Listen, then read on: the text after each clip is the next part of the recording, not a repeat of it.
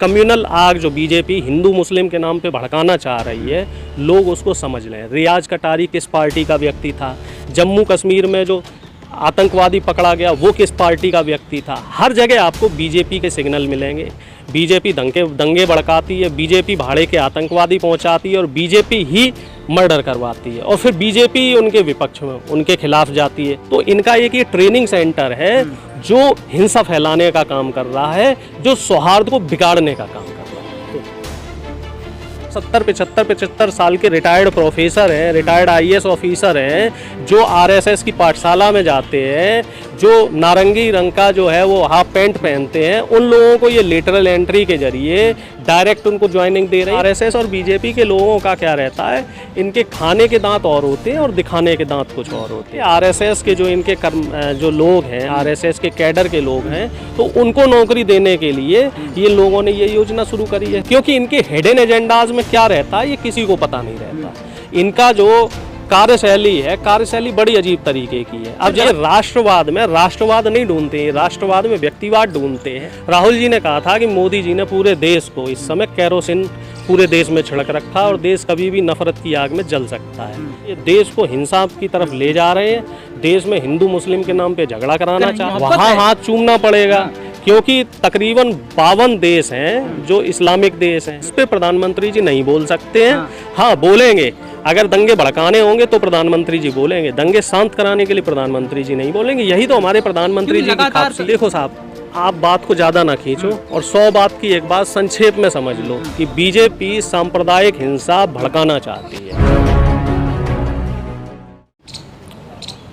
देखो साहब, इसमें बहुत सारी चीज़ें समझनी पड़ेंगी कि सुप्रीम कोर्ट की जो टिप्पणी थी तो वो सिंबॉलिक थी या उस टिप्पणी का भी कोई मायने था। मेरे हिसाब से वो टिप्पणी सिंबॉलिक थी। सिर्फ खाना पूर्ति करने के लिए उन्होंने एक टिप्पणी कर दी। चाहते थे क्या? सजा अगर दिलानी होती तो वो सजा दिला देते। जुबैर को सजा दिला दी गई। इसके अलावा भी तमाम पत्रकार हैं जो अभी जेल के अंदर हैं।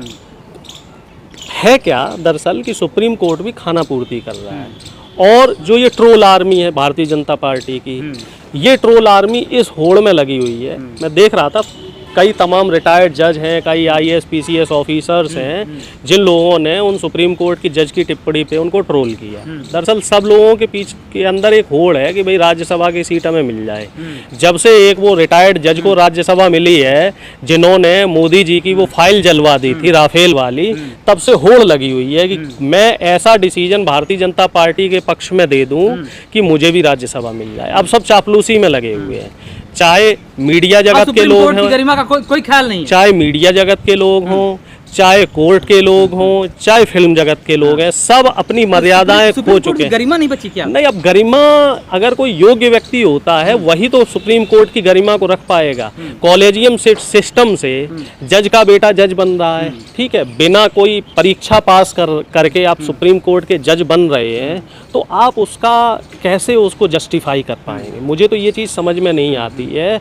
एक तरफ आरक्षण को कमज़ोर करने की कोशिश की जा रही है और दूसरी तरफ कॉलेजियम सिस्टम और लेटरल एंट्री, इन दोनों को बढ़ावा दिया जा रहा है। तो सरकार का जो ये दोहरा पैमाना है ये मेरे गले से नहीं उतर रहा। अभी उत्तर प्रदेश में भी एक खबर आ रही है, बिल्कुल एक खबर अभी उत्तर प्रदेश में भी आ रही है कि 50 साल से ज़्यादा जो सरकारी कर्मचारी हैं जिनकी उम्र 50 वर्ष से ज़्यादा है उनको वॉलेंटियरली रिटायरमेंट दिया जाएगा। चलो अच्छी बात है, आप 50 साल से ऊपर के लोगों को वॉलेंटियरली रिटायर कर रहे हैं। आप ये मान के चल रहे हैं कि 50 साल से अधिक उम्र का व्यक्ति बौद्धिक रूप से शारीरिक रूप से इतना सक्षम नहीं है कि वो नौकरी कर सका है। लेकिन फिर सांसदों और विधायकों के लिए एक आयु सीमा क्यों नहीं तय की जाती है? 80 साल की उम्र का भी, आडवाणी जी देख लीजिए 80 साल की उम्र के हैं, वो भी सांसद, वो भी सत्ता का सुख भोग रहे हैं। तमाम और ऐसे नेता हैं जो 75 वर्ष से ऊपर के हो गए हैं, राज्यपाल बने बैठे हैं। महाराष्ट्र के जो राज्यपाल है भगत सिंह कोश्यारी, वो 80 साल के, उनको रिटायर क्यों नहीं कर रही हो?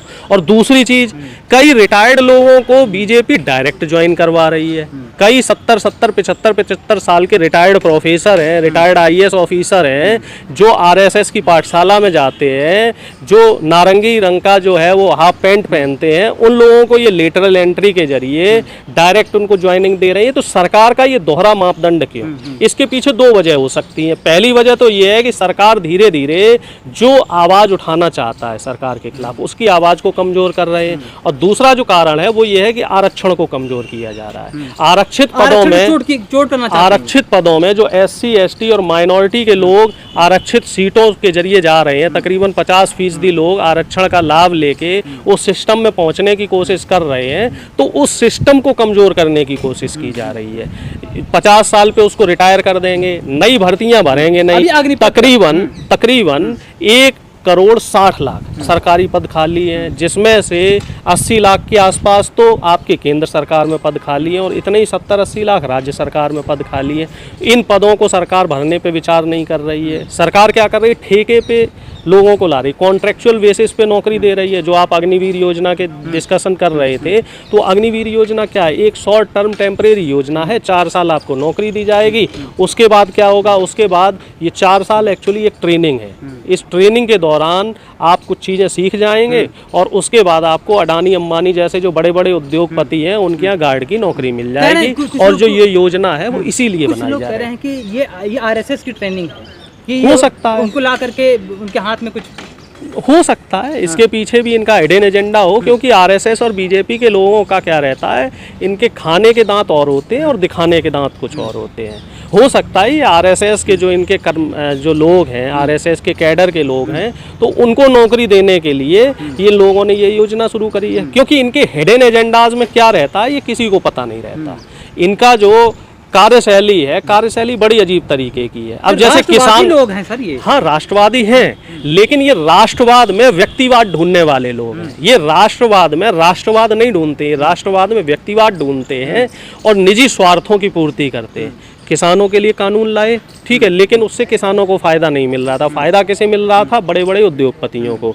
अब ये अग्निवीर योजना लाए, इससे युवाओं को फ़ायदा नहीं मिल रहा है। फ़ायदा किसे मिल रहा है? इसमें भी बड़े बड़े उद्योगपतियों को। सर कह रहे हैं फ़ायदा है इससे। जो लोग फ़ायदा गिना रहे हैं, जो भी लोग हैं जो फ़ायदा गिना रहे हैं, क्या वो अपनी पेंशन छोड़ सकते हैं? क्या वो अपनी सरकारी नौकरी छोड़ सकते हैं? एक छोटा सा उदाहरण ले लो, अपने बच्चों को नहीं भेजेंगे, अग्निवीर नहीं बनाएंगे अपने बच्चों को। जनरल VK सिंह जी जो सबसे ज्यादा इसका फायदा दिखा रहे हैं, तो जनरल VK सिंह जी को आईना दिखाने की जरूरत है। उन्होंने कोर्ट में एप्लीकेशन दी थी सिर्फ 1 साल नौकरी बढ़वाने के लिए। सेना से भी पेंशन ले रहे हैं और सांसदी की भी पेंशन ले रहे हैं, डबल पेंशन ले रहे हैं। डबल पेंशनधारी और सेना में 40 साल नौकरी करने वाला व्यक्ति 4 साल की शॉर्ट टर्म जो नौकरी है उसके फायदे दिखा रहा है। इसी तरीके से तमाम नेता विधायक हैं, ये उसके फायदे बता रहे हैं। तो आप भी अपनी पेंशन छोड़ दो भाई। एक बीजेपी के जितने नेता हैं एक उदाहरण पेश करें, बोलें कि साहब हम अपनी जो पेंशन है वो छोड़ देंगे और हमारी जो सांसदी है वो भी 4 साल के लिए कर दो, 4 साल के बाद हम इस्तीफा दे देंगे और हम कोई सरकारी सुविधा नहीं लेंगे, ना मेडिकल फैसिलिटी लेंगे, ना फ्री आना जाना लेंगे, ना हमारे परिवार को कोई सुविधा दी जाए, तब तो हम माने कि साहब आप वाकई देश के लिए सोच रहे हैं, देश के बारे में सोच रहे हैं और देश के लिए कुछ काम करना चाहते हैं, आम आदमी के लिए काम करना चाहते हैं। दोहरा पैमाना छोड़ दीजिए। नुपुर शर्मा के मामले पे आएंगे। जिस नुपुर शर्मा के बयान के बाद जिस तरह से देश में माहौल ख़राब हुआ, कुछ जगह गले काटे गए, लेकिन ये गलत था कि गला नहीं काटना चाहिए, लेकिन इसे कैसे देख रहे हैं? क्या ये गला काटने वाले कटवाया गया है कोई? देखो साहब, इस बारे में बहुत ज़्यादा ना कह के मैं संक्षेप में कहना चाहूँगा। राहुल जी ने ऑक्सफोर्ड यूनिवर्सिटी में जो बात कही थी वो बात चरित्रार्थ हो रही है।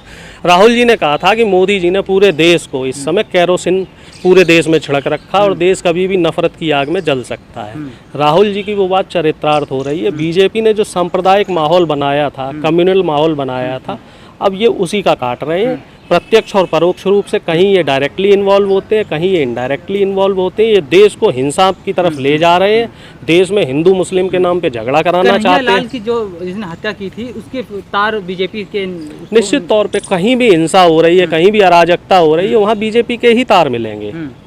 क्या सोची समझी साजिश के तहत कराया जा रहा है? बताने की ज़रूरत है। अभी तक प्रधानमंत्री जी का इस पे कोई बयान आया? प्रधानमंत्री जी हर छोटी बड़ी बात को लेके मंच पे आ जाते थे, मन की बात करते थे, मीडिया में आ जाते थे। यहाँ प्रधानमंत्री जी का कोई बयान आया कि नफरत का जो ये माहौल तैयार हो रहा है, ये सब मत करो, हिंसा मत करो? कभी बयान आया प्रधानमंत्री जी का? क्योंकि प्रधानमंत्री के हाथ को चूम रहे हैं, वहाँ मुसलमानों के प्रति वहाँ हाथ चूमना पड़ेगा, क्योंकि तकरीबन 52 देश हैं जो इस्लामिक देश हैं, वहाँ तो जाके हाथ चूमना पड़ेगा, और यहाँ क्या कर रहे हैं? क्यों हाथ क्यों चूमना पड़ता है? मजबूरी है साहब, वहाँ हाथ नहीं चूमेंगे तो वो देश के साथ जो आपके व्यापारिक संबंध है वो कैसे चल पाएंगे? व्यापारिक संबंध कैसे चल पाएंगे? तकरीबन 50 लाख से ज़्यादा यहाँ के लोग, जिसमें से 50% से ज़्यादा हिंदू हैं, वो तमाम देशों में नौकरियां कर रहे हैं। देश के अंदर हिंदू मुसलमान चलेगा कोई दिक्कत नहीं है, लेकिन वहाँ पर व्यापार बाहर नहीं चलना चाहिए, बाहर नहीं चलना चाहिए। बाहर हम अपनी इमेज ऐसी दिखाना चाहेंगे कि साहब हम बहुत लिबरल हैं, बाहर डंका बजना चाहिए। हाँ, डंका बजना चाहिए, लेकिन देश में कुछ भी हो जाए उससे फर्क नहीं पड़ता। इस पे प्रधानमंत्री जी नहीं बोल सकते हैं। हाँ, बोलेंगे, अगर दंगे भड़काने होंगे तो प्रधानमंत्री जी बोलेंगे, दंगे शांत कराने के लिए प्रधानमंत्री जी नहीं बोलेंगे। यही तो हमारे प्रधानमंत्री जी की खासियत है। लगातार देखा जाए तो आरएसएस के जो मोहन भागवत हैं, वो कहते हैं कि हिंदू सोया हुआ है, जाग जाएगा तो कल्याण कर देगा। क्या कर रहा है? अब कल्याण कराना चाह रहे हैं क्या? देखो साहब, आप बात को ज़्यादा ना खींचो और 100 बात की एक बात संक्षेप में समझ लो कि बीजेपी सांप्रदायिक हिंसा भड़काना चाहती है, और हमारा काम ये है कि देश में शांति का माहौल बना के रखें, आपसी भाईचारा बना के रखें। आपके चैनल के माध्यम से मैं सभी दर्शकों से ये कहना चाह रहा हूँ कि ये जो कम्युनल आग जो बीजेपी हिंदू मुस्लिम के नाम पे भड़काना चाह रही है, लोग उसको समझ लें। रियाज कटारी किस पार्टी का व्यक्ति था? जम्मू कश्मीर में जो आतंकवादी पकड़ा गया वो किस पार्टी का व्यक्ति था? हर जगह आपको बीजेपी के सिग्नल मिलेंगे। बीजेपी दंगे भड़काती है, बीजेपी भाड़े के आतंकवादी पहुंचाती है, और बीजेपी ही मर्डर करवाती है, और फिर बीजेपी उनके विपक्ष में उनके खिलाफ जाती है। चाहे रैलियां निकालनी हो, चाहे हाय हाय के नारे निकालने, वहाँ भी बीजेपी मिलेगी। तो इनका एक ये ट्रेनिंग सेंटर है जो हिंसा फैलाने का काम कर रहा है, जो सौहार्द को बिगाड़ने का काम कर रहा है।